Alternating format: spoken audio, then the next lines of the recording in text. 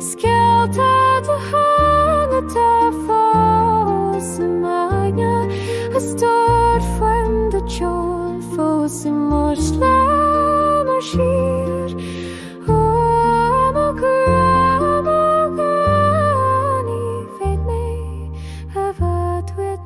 Chapter 40. The Game of Masks. Eira could only hope that Caelan had not spoken out of duty, or acted out of obligation when he told her she was beautiful. She needed to believe in the sincerity of those words, if she was to uphold the lie that awaited them. As they entered the great hall, the murmur of the crowd fell silent at once. Dozens of faces turned toward them. She stopped, her heartbeat pulsing in her throat, but Caelan's low voice steadied her. "Do not fear," he whispered calmly. "They are my people. No tongue here will betray us. Sir Brannock has seen to that." Sound returned to the room, laughter, clinking dishes, raised cups. Eira drew a slow breath, and let Caelan guide her toward the high table. Lady Mairead gave her a serene, encouraging smile. The Earl inclined his head in approval. Eira took her place beside Caelan, directly next to Lucien de Ravine. The Frenchman smiled with oily confidence. She felt the impulse to look at Caelan, and without turning he winked at her. The gesture disarmed her, gave her courage. "Good evening, Count," she said, her courtesy flawless. The Frenchman's gaze dropped to her neckline before he answered, licking his lips like a man who believed the world belonged to him. "A much finer evening now that you are in it, Lady Eira." Caelan leaned slightly toward her, smiling calmly, though his voice carried the sharpness of a blade sheathed in velvet. "It seems French manners do not improve with victory." Ravine let out a forced laugh. "Ah, the Normans, always with the cutting tongue. But I must admit, you are a fortunate man, Viscount." Caelan laced his fingers over the table and met his gaze. "On that count we agree." The air between them tightened. Eira raised her cup to break the silence. "To peace," she said, feigning lightness. "To peace," Caelan echoed, looking at her. And in his eyes, she read something that did not belong to the lie. Ravine drank as well, though his smile had lost some of its shine. Eira watched him, measuring his arrogance as a hunter measures the distance to its prey. Lady Mairead had been right, it was not so hard to pretend to be in love with Caelan. What was hard, was remembering that it was only pretend. The perfect farce. Caelan began to relax as the dinner went on. Amid the clinking of cups and the hum of conversation, he sensed the moment Eira left her fear behind. Her voice grew steady, her smile natural. She answered Ravine's questions with poise, weaving truth and lies together with an elegance that almost impressed him. "I am a relative of Lady Mairead," she explained sweetly. "My parents and the Morvens agreed years ago that Caelan and I would marry someday." The Frenchman raised his brows. "A childhood betrothal. How romantic." Eira lowered her gaze, a perfectly measured blush coloring her cheeks. "I have been in love with him ever since," she murmured, feigning a shyness so convincing that even Caelan felt the blow of those words. For an instant, he thought he saw a flicker of true longing in her eyes. A fire that was not part of the act. Ravine, delighted by the show, laughed smugly. "Ah, predestined love, how fortunate you are, Viscount." Caelan lifted his cup, feigning calm. "Indeed. Not everyone can boast of being chosen by fate," he replied with barely veiled irony. Eira, meanwhile, shifted the conversation with effortless grace. She switched to French, her voice flowing with a musicality that heightened her charm. She laughed, teased, measured every word as if weaving a spell. Ravine fell straight into her web, unable to tear his gaze from her. Caelan watched her from the corner of his eye. She was not only beautiful, she was brilliant. Her mind worked like a blade wrapped in silk, and the poor fool across from her had no idea he was being played. But when Ravine's gaze dropped once more to her neckline, Caelan felt the blood freeze in his veins. He dug his fingers into the table, restraining the urge to rise. Then he cast the man a look that left no room for doubt, a silent, cold, lethal warning. Ravine pretended not to notice, but his eyes fell to his cup. Eira sensed it. She brushed Caelan's arm discreetly and whispered without looking at him, "Easy, my lord. He's not worth a wound." "I'm not doing it for him," Caelan murmured, barely moving his lips. "I'm doing it for you." Eira lifted her cup slowly to hide her trembling. Around them, the noise carried on. But inside her something broke and was born again. For an instant the lie ceased to be a lie. The illusion of calm. Eira was fairly certain that Count Ravine had no idea where distant Cambria was, just as she would not have been able to point out Belvan on a map. That shared ignorance made the lie easier to sustain. With a smile that never reached her eyes, she spoke of her home in the mists of the north, of fields and heather.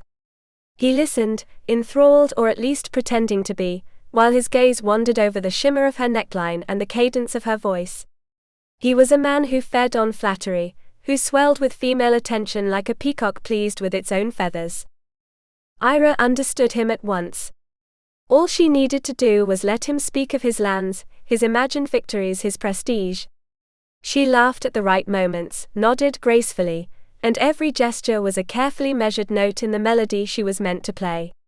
For the first time since the siege, she discovered that she could wear fear as a mask, and not be the one wearing it out of terror. As Ravine went on, a litany of names, titles and anecdotes, Eira found herself breathing without weight. The horror of Caer Thalen was slowly losing its hold on her. The memories of hunger, cold and panic faded, replaced by a spark of something simpler, more human. Perhaps, she thought, the hardened, wary woman who had survived the siege was not all that remained of her. Perhaps she could still be the girl who once laughed without fear, who believed in life, even in love. She lifted her gaze. Caelan was watching her from the far end of the table.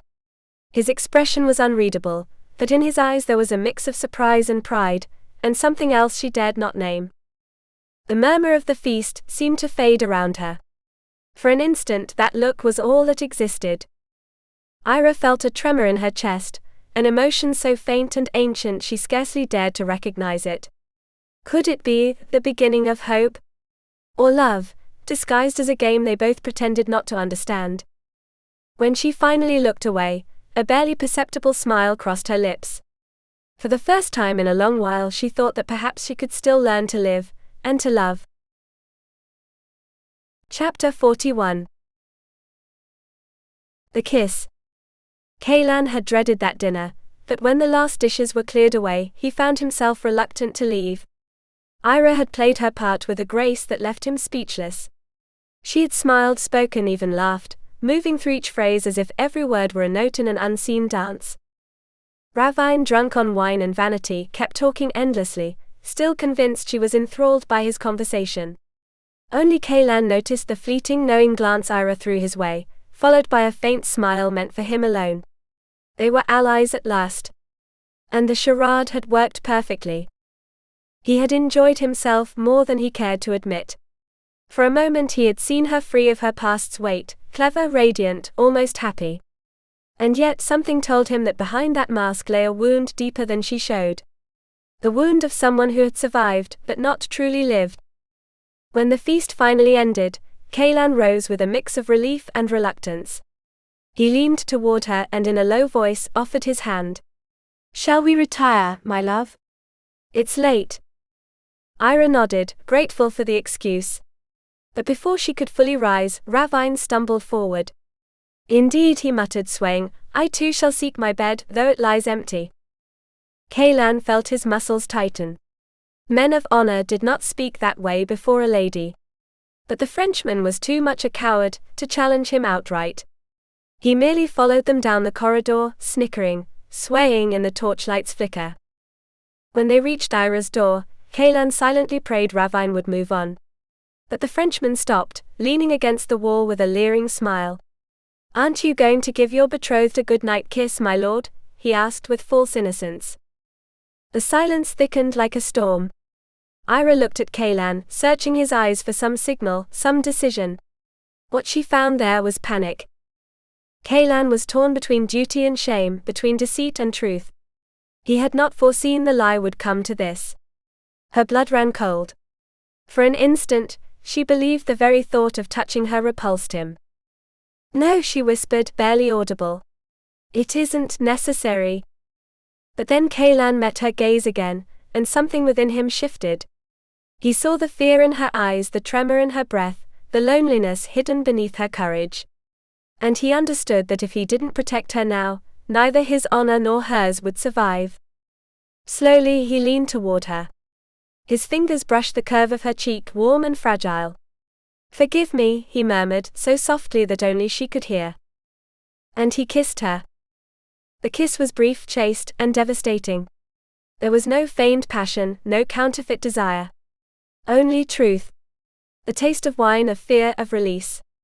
The shared tremor of two souls that, against their will, had found each other. When they parted, Ravine smirked and staggered away down the corridor, satisfied with the spectacle. Caelan looked at her for a few more seconds, unable to speak. Eira lowered her gaze, her lips still trembling, and murmured, "You should hate me for forcing you to do that." He shook his head slowly. "If that kiss was an obligation," he said hoarsely, "then may duty bring me many more." And he left before she could answer, leaving her standing before the door, heart aflame and knees unsteady.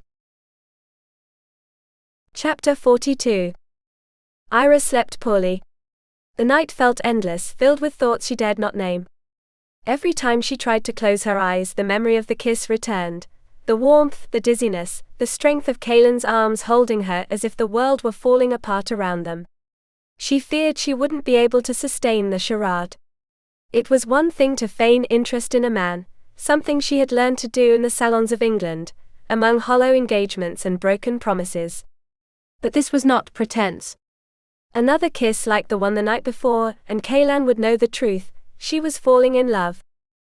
At dawn she decided she must restrain herself, lock her feelings away. But her body betrayed her the instant she saw him. Caelan was walking down the corridor with a steady stride, morning light streaming through the windows and turning his dark hair to gold. When his blue gaze found her, the air itself seemed to still. Eira lowered her eyes, trying not to reveal the storm inside her. "Good morning, my lord," she murmured. He offered his arm with a slight bow. "Good morning. After last night, I think you can call me Caelan." She hesitated. "I suppose, until Ravine leaves." She paused, then added softly, "Caelan." The sound of his name on her lips cut through him, like a memory he wasn't sure he should want. To disguise it, he brushed the back of her hand with an almost casual touch. "The good news is that the Frenchman plans to depart for Rouen as soon as he and his men finish breakfast." Eira smiled, relieved, and a little sad. One last banquet to endure then. She tried to sound light, but her voice wavered slightly. Caelan looked at her with that blend of gentleness and caution that was beginning to drive her mad. "You handled yourself well last night," he said sincerely. "You're an excellent conversationalist." The compliment disarmed her. She wanted to believe it was mere politeness, but something in his gaze said otherwise. Still, she answered modestly, "I used to be." She smiled faintly. "Before all this?" Caelan nodded slowly. "You will be again," he said quietly. "When you manage to leave Caer Thalen behind." Eira looked away, afraid a tear might betray her. If only it were that easy, she thought.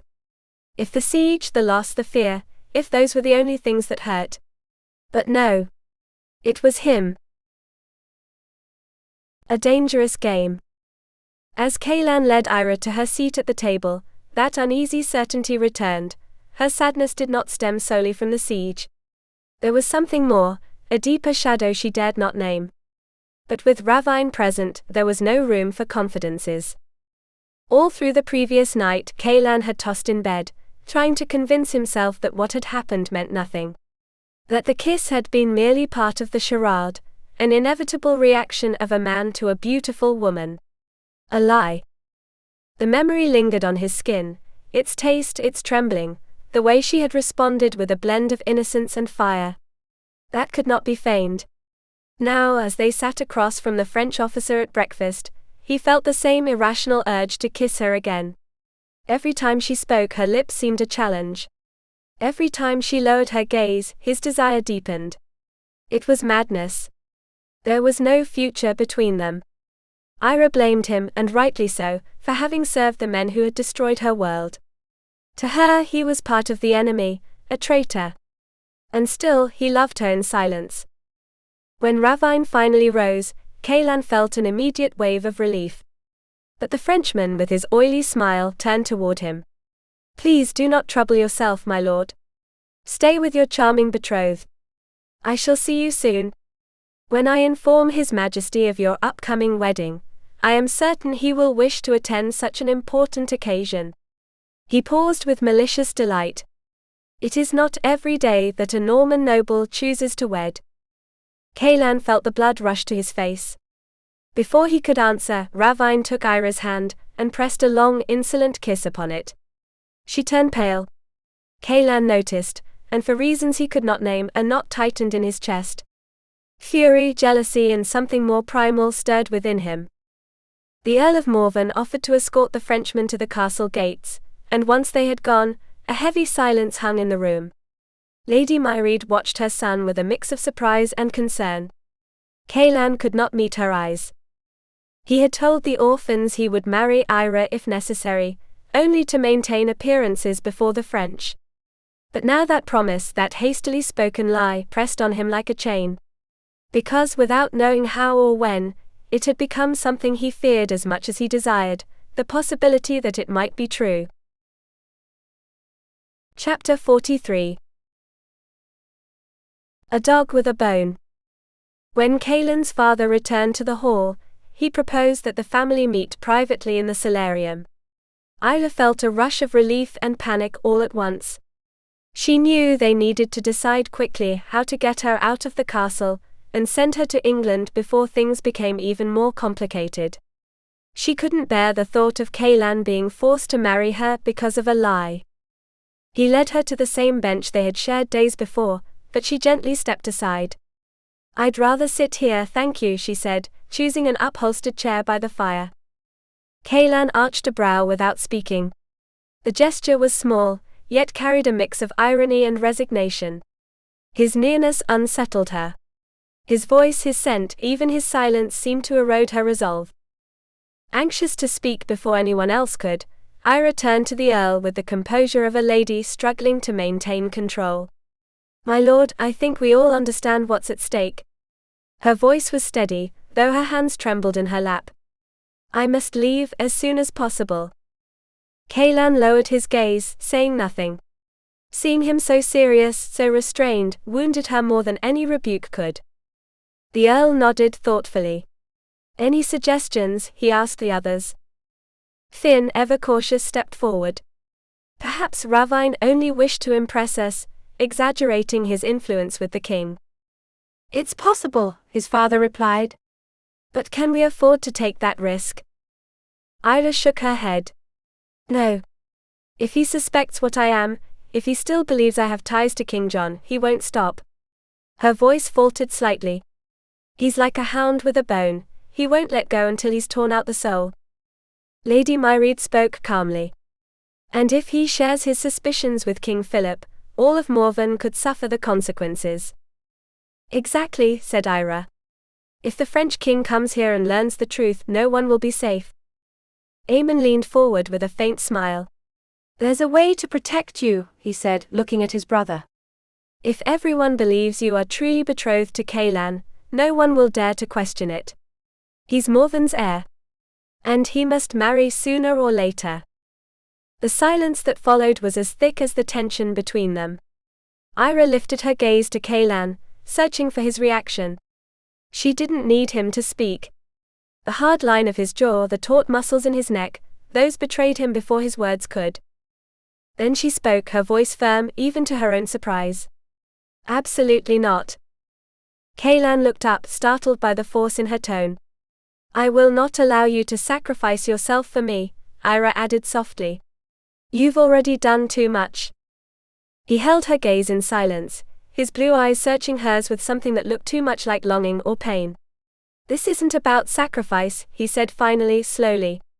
"It's about keeping you alive." She looked away, feeling something inside her break and be reborn at once. Because she knew. If she agreed, her life would be safe, but her heart lost. Forgiveness did not always spring from love for another, but from the deep desire to breathe again. At times Eira carried guilt as if it were a form of penance, believing that suffering made her worthier, that it somehow balanced the harm done or received. But guilt did not redeem, it only trapped her in the very place she longed to escape. Eira understood this when she felt her heart turn to stone. She wasn't incapable of love, she was a prisoner of her fear of repeating pain. Forgiveness wasn't absolution for the past, but a key that unlocked her own heart. To forgive was neither to forget nor to excuse, it was to release. And in that release began the return to love. For one who refuses to forgive, deep down, refuses to feel. The soul does not seek perfection but reconciliation. And only when she stopped punishing herself for what had been could she love again, without trembling.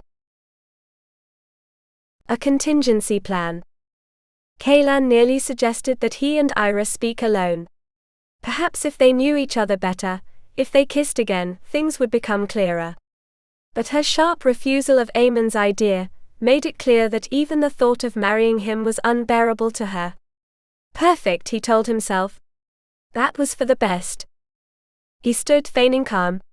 We can sail from Osmahaven on the galley we have prepared there, he said, avoiding her eyes. His father nodded, though cautiously. The usual English ports may not be safe for her. Caelan replied without hesitation. Then we'll land at Waycroft Hall, on the Sussex coast. Eira looked at him, puzzled. I don't know where that is. His father explained in a measured tone. It's a Morven property, on the cliffs overlooking the channel. A secluded, well-protected place. Lady Mairead smiled gently. Our ancestors kept it safe for generations. There no one will ask questions, and no one will come searching. Eira lowered her gaze, processing what she had just heard. So, I'm once again in your family's hands, she asked, her tone edged with bitter irony. Caelan looked at her, surprised by the chill in her voice. You're under my protection, he said slowly, his eyes fixed on hers. That's not the same thing. She held his gaze for a few seconds before looking away, uneasy. I suppose I have no choice. None that wouldn't endanger you, he replied. A brief silence followed, taut as a rope about to snap. Ardren of Kelsworth will welcome us, Aemon added cheerfully, trying to ease the tension. He's family. Eira barely heard him. Her attention remained on Caelan, on that tone between authority and tenderness that left her defenseless. At last she spoke, her voice quiet but resolute. I'll do whatever is necessary to leave. But I don't want to be your burden. He studied her for a moment before answering. Too late for that, Eira, he said with a trace of irony and sorrow. You already are. She frowned, wounded, but a faint smile trembled on her lips. She wasn't sure if she hated him, or if she was beginning to understand him. And that doubt was perhaps the most dangerous thing of all. Promises in the air. Eira bit back the bitter reply that rose to her lips. The word kinship tasted like iron and chains, it had never brought her anything but misfortune. The thought of returning to England was tempting, yes, but there was still a long road between her and freedom. Waycroft Hall lies on the southern coast, she said quietly. Cambria is nearly as far north as Scotland. Caelan nodded, his gaze steady on her. I know. We'll assess the situation once we arrive. Ardren will know the safest route. His tone was practical, almost detached, but there was a dangerous resolve in his eyes. Perhaps your kinsman could provide me with an escort, she replied, trying to keep her distance. That way you could return to Normandy, without risking yourself further for me. Caelan stiffened, and for an instant the calm in his voice cracked. No. The word fell like a stone in the silence of the hall.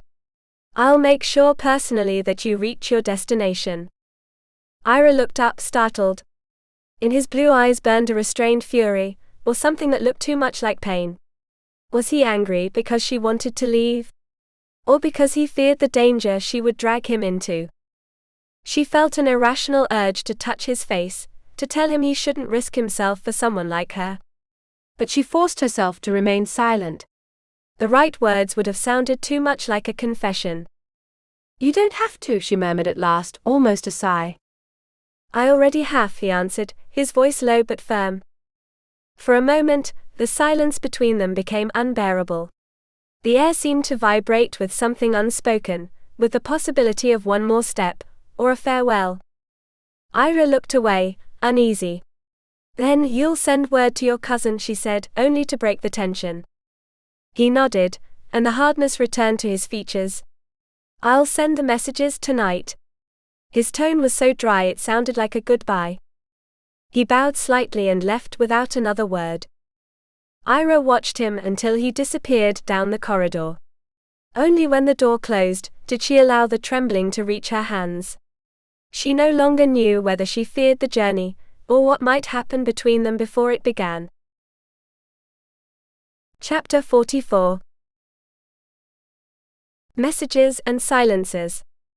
Caelan stared at the parchment spread across the table, without writing a single word. Around him the pigeons cooed restlessly in their cages, spreading their wings as if they sensed freedom was near. How does one explain all this in a few lines? He murmured, more to himself than to anyone. It's a dilemma, said a voice behind him. Caelan turned sharply. I didn't hear you come in. Eamon shrugged, wearing that infuriating calm that always got under his skin. You could simply say you're traveling with a woman you love, and that she'll remain in England. Caelan let out a short, incredulous laugh. I don't love her. His brother raised an amused brow. No need to say it so quickly. But you care. More than you ever cared for Celine. Caelan pressed his lips together, uneasy. It wasn't an accusation, yet it struck just the same. Celine, how much time he'd wasted mourning her betrayal. And yet since Eira had crossed his path, her name had barely even crossed his mind. I only care about her safety, he said at last, almost in self-defense. Eamon studied him for a moment, a half-smile tugging at his lips as if he could see right through him. Of course. Her safety. He paused briefly, then added with feigned lightness, you might also mention that you'll anchor offshore, in case someone needs to stay aboard while you go ashore. Caelan looked up, suspicious. Are you volunteering? Exactly. Eamon folded his arms. A devoted brother, looking after your lady and your affairs. Caelan shook his head, fighting a smile. No. Not a chance. Afraid I'll steal her heart. Afraid you'll talk to her, Caelan shot back, with a spark that wasn't entirely anger. Eamon laughed softly. Then it's true, he murmured as he headed for the door. You don't love her, but it's already too late to pretend you're not lost. Caelan watched him leave, then lowered his gaze to the parchment. The quill trembled in his hand before it touched the page. How could he write about Eira, without revealing what he himself didn't yet understand? Chapter 45. Threads and silences. Eira spent the rest of the day with the Countess and her ladies. She had never enjoyed embroidery, but at least that mechanical task allowed her not to think. Each stitch was a distraction, a fragile pause before the storm of what was to come. The men had withdrawn to the map room. She imagined them tracing routes, discussing winds and ports, planning their departure. Lady Mairead arranged for her meals to be brought to the solarium at midday, and again in the evening, thus avoiding any chance of crossing paths with Caelan. The hostess's courtesy was as impeccable as her strategy. During dinner, the Countess spoke serenely, her voice as steady as the needles dancing between her fingers. She did not seem worried about the son, who would soon cross the sea to the England of King John. I wish I had your calm, milady, Eira confessed, pushing aside her nearly untouched plate. Lady Mairead smiled gently. It's only an illusion, dear. My heart breaks to think it has come to this. Caelan deserves to be happy. Eira looked at her, bewildered. I'm not sure I understand you. My son has kept his heart closed for far too long, said the woman softly, almost maternally. When I saw you together, I dared to hope that. You're mistaken, my lady. Your son feels nothing for me. Perhaps you don't know it, Mairead replied calmly, but he was betrothed for 2 years. Caelan of Morven. We thought they would marry, until she fled and joined another man. She was beautiful but empty. I never trusted her. Eira turned her gaze toward the window, where the twilight bathed the towers in old gold. Why are you telling me this? She asked in a faint voice. Because I never saw Caelan look at Caelan the way he looks at you. He respected her, no doubt, but he didn't love her. Not like this. Eira let out a low, bitter laugh. He cannot love me. He despises me. He only wants to take me to England, and be rid of me as soon as possible. You're wrong again, Lady Myreed said with a gentleness that left no room for argument. If he risks crossing the channel, it's because he cares for you. And because he believes that's what you want. Eira lowered her head. I do want it, she whispered. There's no future for me in Normandy. Lady Myreed studied her in silence, understanding more than Eira could ever admit. In the air, the scent of warm wine mingled with that of burning wax. Outside, the sea wind began to lash against the windows, as if foretelling that neither of them, Eira nor Caelan, would emerge from that journey unchanged. The inner journey of Eira and Caelan was the journey of love, when it ceased to be a refuge, or a struggle for power, and became an act of authenticity and redemption. Love did not always arrive as a promise of peace, but as a mirror reflecting our oldest wounds. At first we believe the other comes to complete us, but in truth, they come to reveal what we have yet to heal. Eira fled because she feared trusting again. Caelan followed because he sensed that faith in love must be tested on the road, not in certainty. Both carried the same wound within them, the fear of losing themselves in the other. But that journey, through doubt and surrender, was the true field of learning. To love was neither to yield nor to flee, it was to learn how to remain. Love had not chosen them for their fate, but for their capacity to be transformed. Because only when the heart stopped fighting against fear, could it truly begin to love. Before dawn. With his hand raised to knock, Caelan stopped. On the other side of the door he heard Eira's voice, steady, yet tinged with sorrow. I do not wish to remain in Morven. The words pierced his chest like a well-aimed blade. He did not know why they hurt so much. He knocked twice, with more control than he actually felt. When he entered the solarium, the air was filled with golden light and the scent of lavender. Eira, bent over her embroidery, did not look up. Her mother, however, met his eyes at once. We leave at dawn tomorrow, Caelan announced, his voice steadier than he felt. He avoided looking at Eira. He knew that if he did, if he met her gaze, he might give in to the urge to ask her to stay a little longer. Lady Myreed frowned. So soon? He nodded, adding nothing more. The silence that followed was heavy as a verdict. Eira spoke then without raising her head. I will be ready, she said, with a composure that betrayed the tremor of her fingers against the fabric. Caelan watched her for a moment, only a moment, and saw how the needle quivered in her hand. He wanted to say something, anything, but the words caught in his throat. Lady Myreed broke the silence, trying to soften the air between them. You will travel with fair winds, God willing. Caelan inclined his head politely. I hope so. He turned toward the door, determined to leave before saying something he would regret. But when his hand touched the handle, Eira's voice reached him, barely a whisper, thank you for everything. He froze. His heart stumbled in his chest. He did not answer. He couldn't. He only nodded faintly and left the room, her voice echoing after him like an impossible promise. Chapter 46. Trust. Eira was already up when Leora entered to wake her. She hadn't slept all night. Reason told her that leaving for England was the wisest choice. Her heart, however, kept her bound to Morven. She had grown to love that house, its walls, its calm, and the man who guarded them. She refused the roles Leora offered. The knot in her stomach was stronger than hunger. The maid, ever attentive, wrapped the bread in a cloth, and tucked it into the small bag Lady Myreed had prepared. I wish you didn't have to go, my lady, murmured Leora, as she fastened the strap over her shoulder. Eira gave her a faint smile. "It's better this way, believe me," she replied, though she didn't add that the reason for her departure had a name and a pair of blue eyes impossible to forget. "Goodbye, Leora. Thank you for everything." When she stepped into the corridor, she stopped in surprise. The Earl was waiting there, tall and composed. "My lord," she whispered, hiding her disappointment at not seeing Caelan. "Lady Eira," he replied, offering his arm with courtesy. "I only wished to bid you good fortune."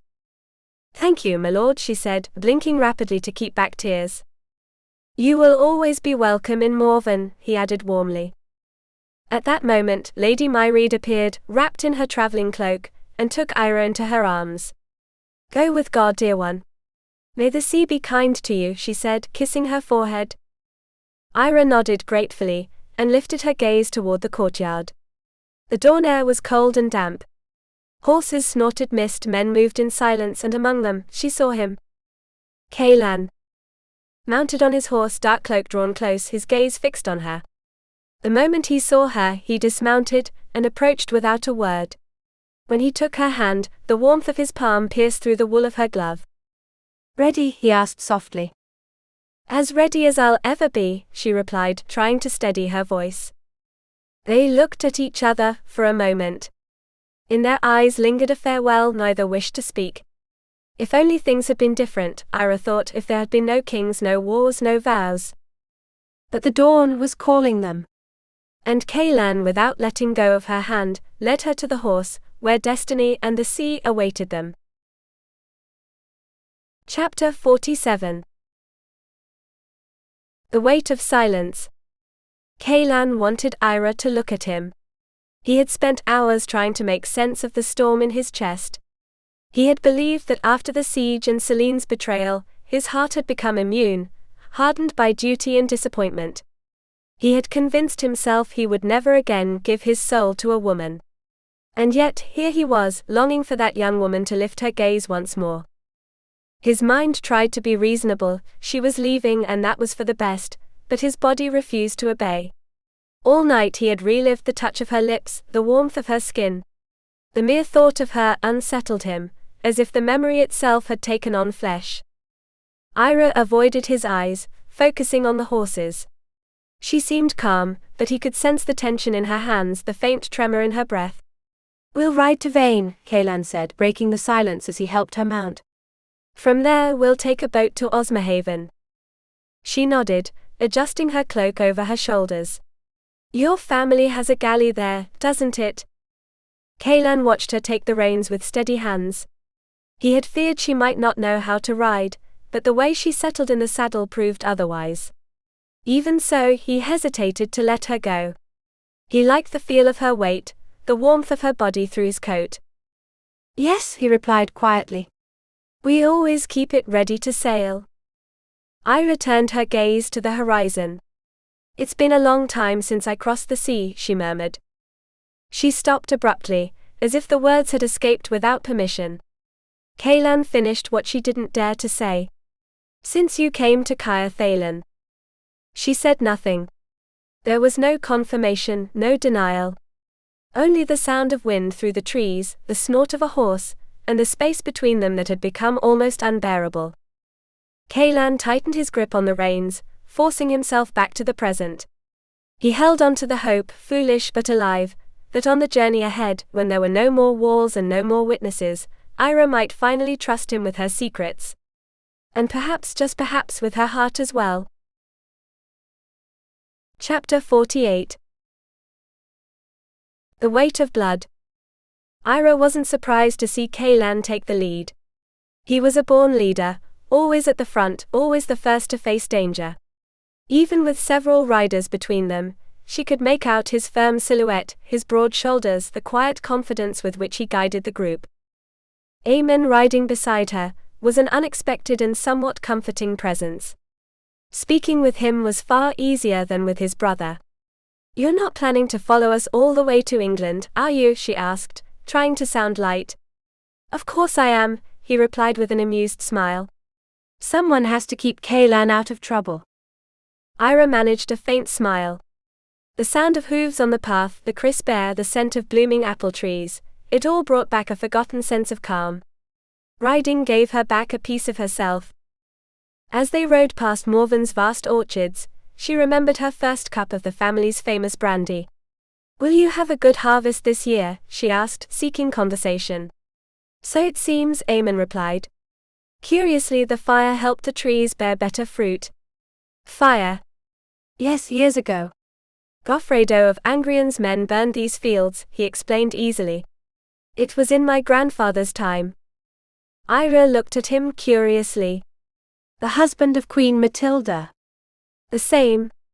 Father of Henry II, the one who unintentionally caused the death of Archbishop Theodoric Caelan of Lysarne, he added with a sad smile. Eira let out a soft sigh. How strange, all of history seems to weave together. You're part of it too, he said. After all, you're kin to King John. She smiled bitterly. I wish I weren't. You're his cousin? Aemon asked. It's complicated, she said quietly. My mother was cousin to Emma of Angrion. Emma? Goffredo's illegitimate daughter. She married a Welsh prince, Dafydd ab Owain. She still lives and calls herself the king's aunt. Aemon chuckled softly. Then your connection to him is distant. Very distant. Not distant enough for him to leave me in peace, she replied, half in irony, half in sorrow. Aemon nodded. That sounds very much like King John. The sound of the river grew clearer among the trees. Eira looked toward it, knowing she had to seize the moment. If she could trust anyone, it was Aemon. I've been promised in marriage more times than I can count, she said quietly, not looking at him. But the king rejected every suitor. In the end, he decided I should wed a man waiting for me in Caer Thalen. I had no choice. Before that, every man who came forward was turned away. John claimed none were worthy, but in truth he didn't want my lands in the hands of anyone he couldn't control. Aemon slowly turned his head toward her. Does Caelan know this? No, she answered firmly. And I beg you. Don't tell him. That revelation made Eira both a political and emotional prisoner, burdened with guilt she did not deserve. Aemon sighed. I can't make that promise, my lady. If my brother asks, I won't lie to him. Eira looked at him, hurt. Then I shouldn't have trusted you. Aemon lowered his gaze, regretful. Don't say that. There's no shame in truth, but there are men who must earn the right to hear it. She understood, in silence, that he was speaking of Caelan. And for the first time, she feared that man had already gained too much ground in her heart. Chapter 49. The crossing. Caelan clenched his jaw, as he dismounted beside the Vane River. He had never agreed with Aemon joining them. As the second son, his brother should have stayed in Morven, ready to assume responsibility if anything happened. But there he was, laughing with Eira, speaking with an ease that irritated him more than he cared to admit. Why could she smile with Aemon, yet barely meet his own eyes? He shook his head, angry with himself. It was foolish. Aemon had always possessed that gift, charming women without even trying. He, on the other hand, had only ever known how to be distant, rational, except for that one time. That kiss. A kiss she likely thought was nothing more than a man's impulse, pure instinct. And perhaps it was. But since then, nothing within him had been the same. When he saw his brother offer her a hand to step onto the barge, something flared in his chest, a sharp, almost childish sting. Before thinking, Caelan took the tiller, pushing Aemon aside with a curt order. You'll row, he said without looking at him. The wind lifted Eira's cloak, and for a moment the reflection of the water lit her face. Caelan pretended to focus on the current, but every movement of hers distracted him, the way she brushed a strand of hair away, the way her gaze lingered on the horizon, so close and yet so far. The river moved calmly beneath the grey morning light. The murmur of the water blended with the creak of the oars, a rhythm that matched his unsteady breath. Caelan tried to think clearly, but his mind was full of her voice, her scent, her defiance. Everything about Eira disarmed him. When they reached Osmerhaven, the tide was in their favor, just as he had predicted. The men prepared the galley with practiced efficiency. The captain, a veteran of countless voyages, received his instructions with a nod of trust. There was nothing to fear from the sea. Only from himself. Caelan watched Aemon, until he was certain his brother had moved toward the bow. Then with measured steps he went to the stern, and sat beside Eira under the canvas that shielded them from the wind. She looked up startled. I didn't think you'd sit here. The captain knows the sea well, he replied, keeping his gaze on the horizon. He doesn't need me. A long heavy silence fell between them. The ship began to move, slicing through the water with a steady murmur. At last Caelan looked at her. Are you afraid? He asked quietly.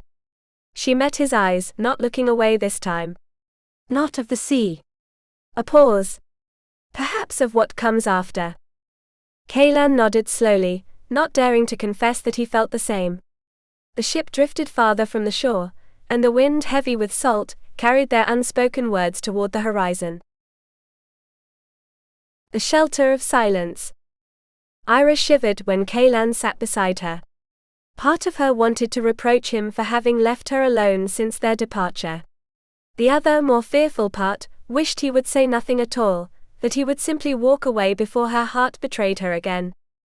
But Caelan seemed to sense her unease, as if he could read her without even looking. He slipped an arm around her shoulders, with an easy, unspoken assurance. Even on warm days the water steals the heat, he murmured. Lean on me.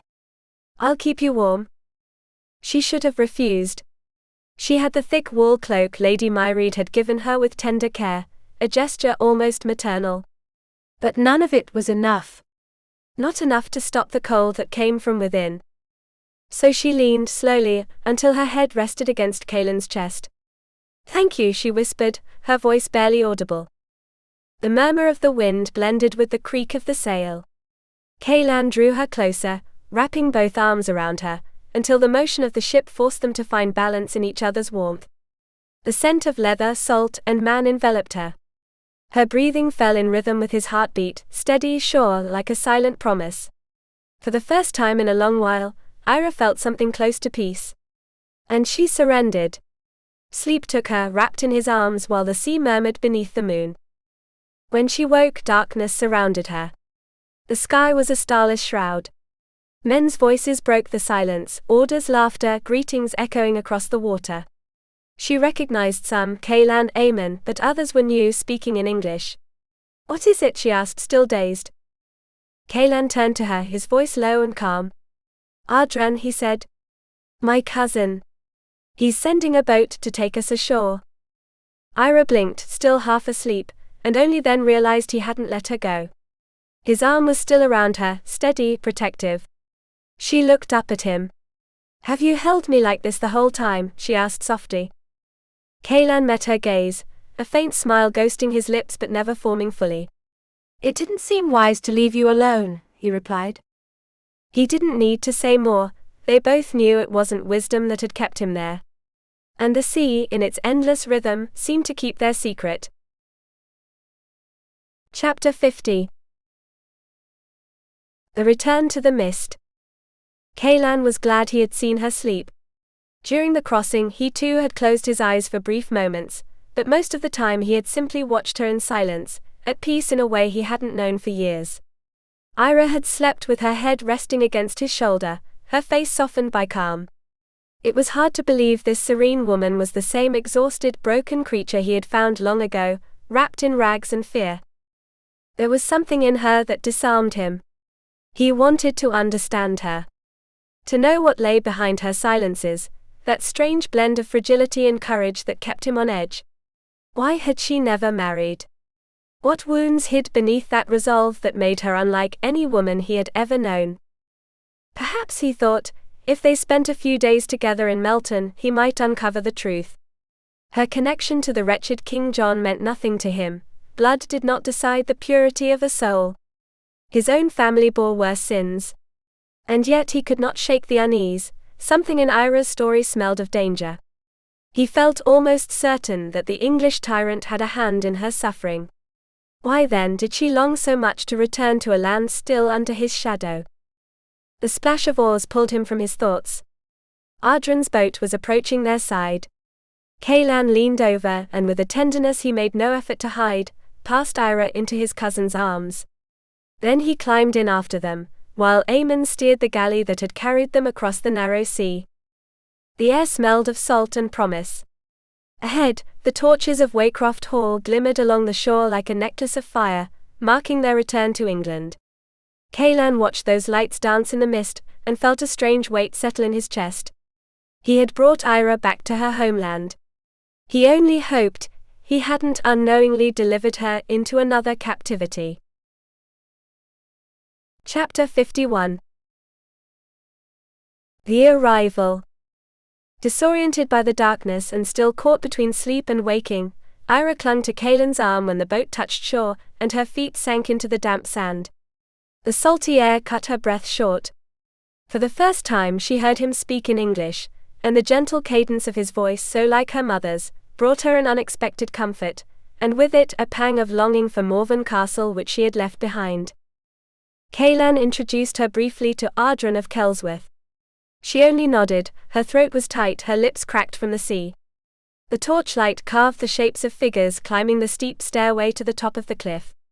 Everything felt distant, unreal, as if some invisible hand were guiding her through a fevered dream. She doubted her trembling legs would carry her all the way up. Seeing her falter, Caelan lifted her into his arms without a word. A choked sob escaped her, too weary to resist. She clung to his neck as he ascended, step by step, with the quiet strength of a man carrying something precious. Tears burned her eyes when they reached the top, and a pack of mastiffs emerged from the shadows, growling under the torchlight. "Do not be afraid," said a woman's voice from the doorway. "Our dogs only frighten strangers." Eira buried her face in Caelan's neck, seeking refuge. She felt the warmth of his skin, the steady beat beneath her jaw. And she did not know why, in her own land, she felt more lost than ever. Caelan was not surprised by how light Eira felt in his arms. She had gone hungry too long. In Caer Thalen, she had been little more than a shadow, a broken lady who still cared for orphans with more tenderness than many noble women.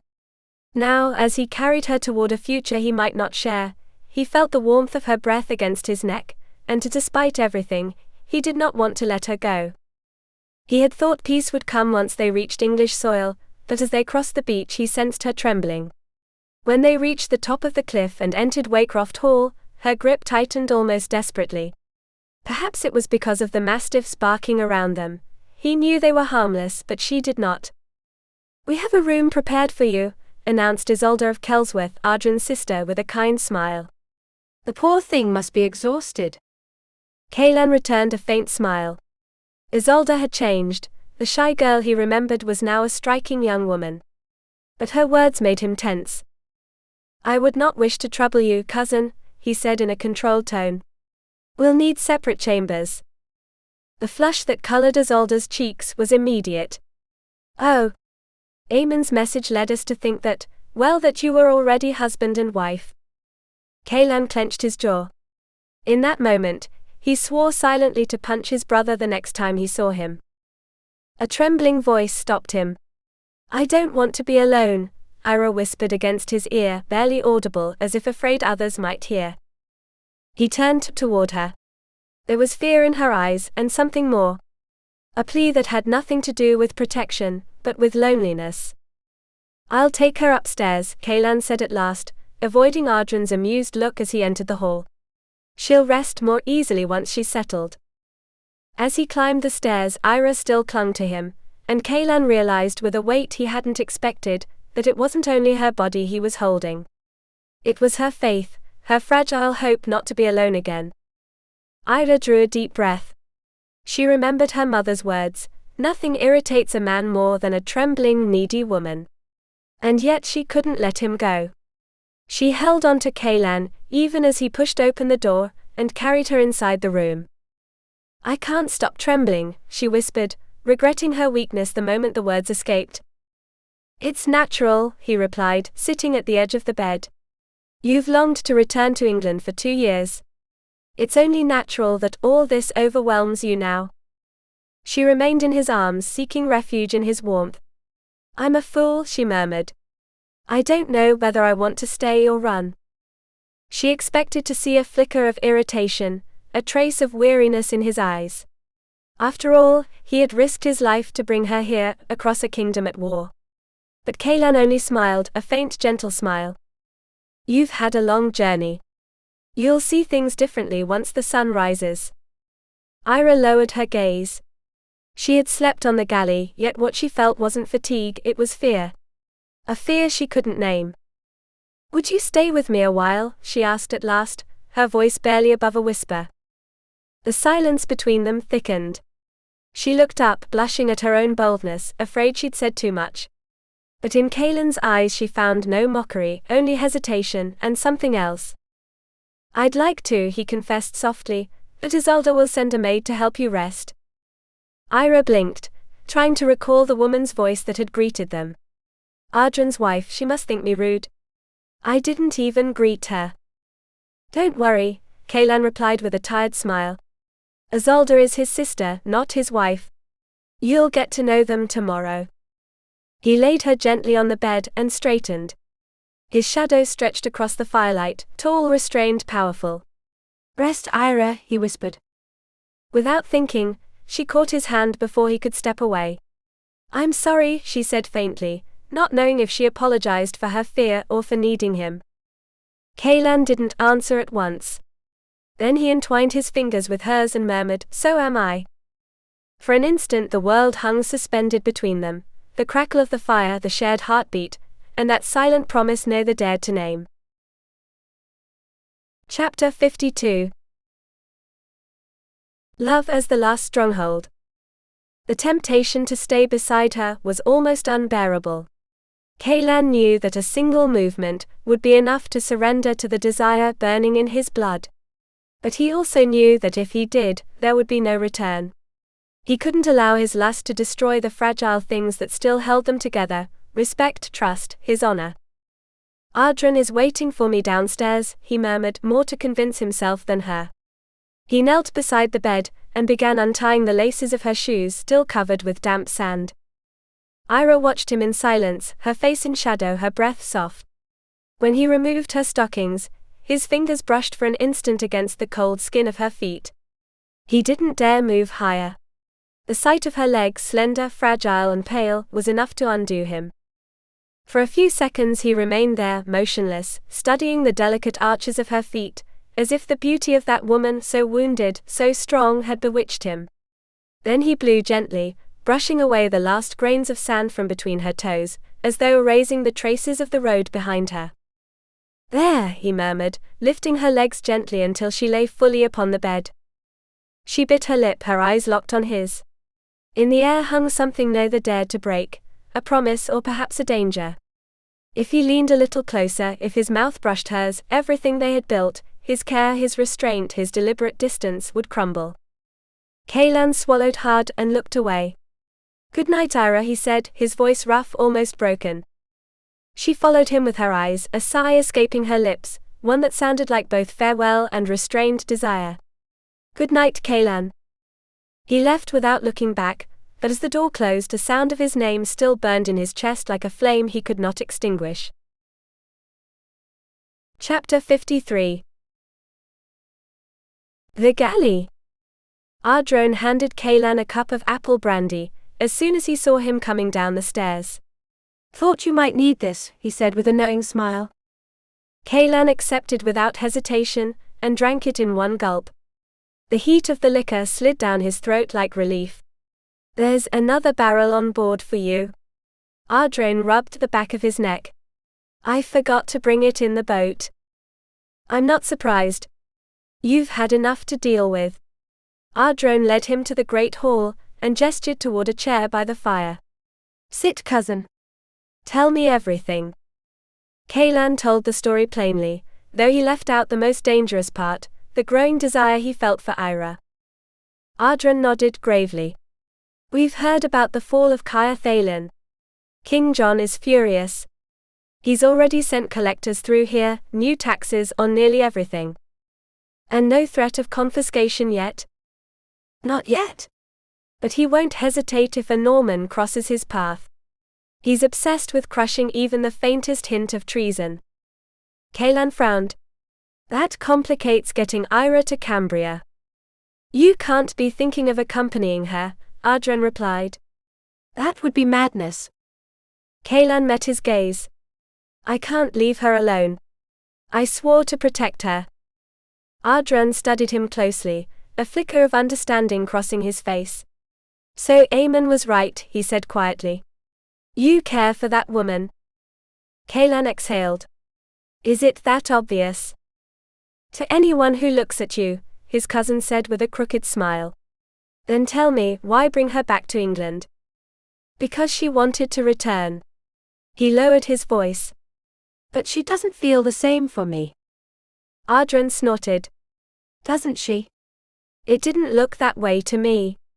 She clung to you as if her life depended on it.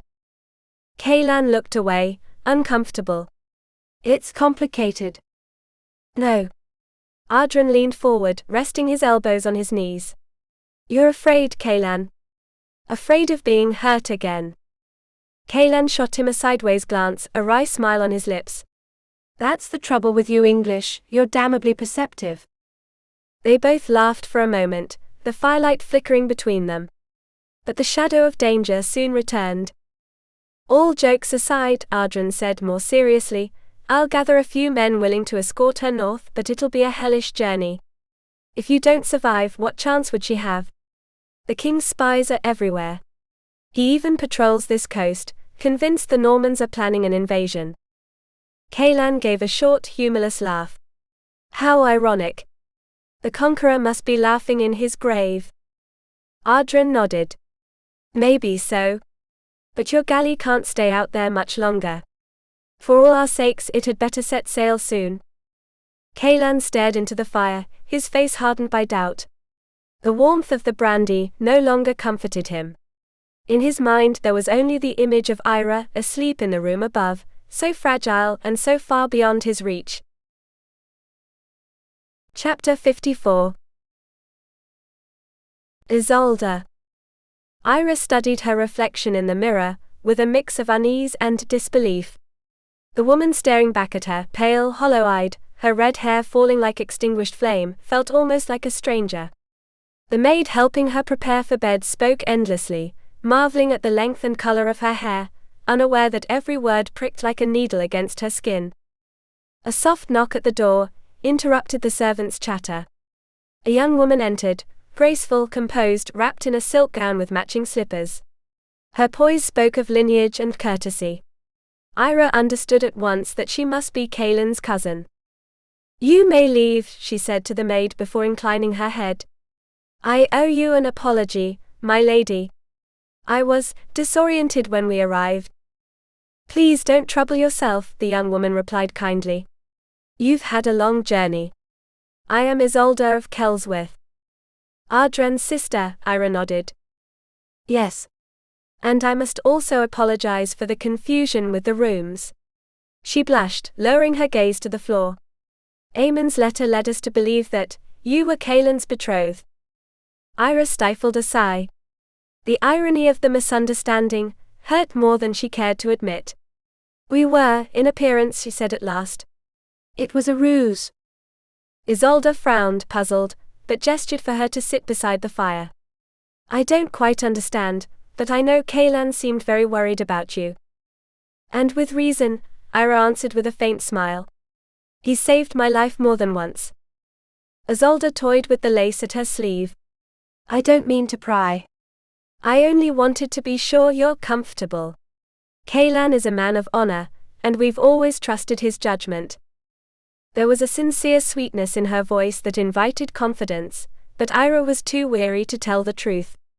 It's a complicated story. Perhaps I can explain tomorrow. Tonight I'd rather hear yours. Tell me, this house is wonderful. Do you truly wish to hear it? Isolde asked, surprised. I'm more awake than I look, Eira replied, a faint sparkle in her eyes. Isolde smiled and began her tale. Waycroft Hall existed long before the Conqueror arrived with his Normans. It was a Saxon estate. After the invasion, a Norman knight took it by force and compelled my ancestress Devona to marry him. But a brother of the famed Ram of Morven discovered the injustice and rescued her, through a secret passage leading to the shore. Eira looked up, intrigued. A passage? Isolde brought her hands to her mouth, startled by her own enthusiasm. I shouldn't have said that.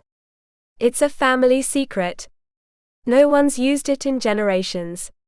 But every head of the household must ensure it remains clear, in case we ever need to flee.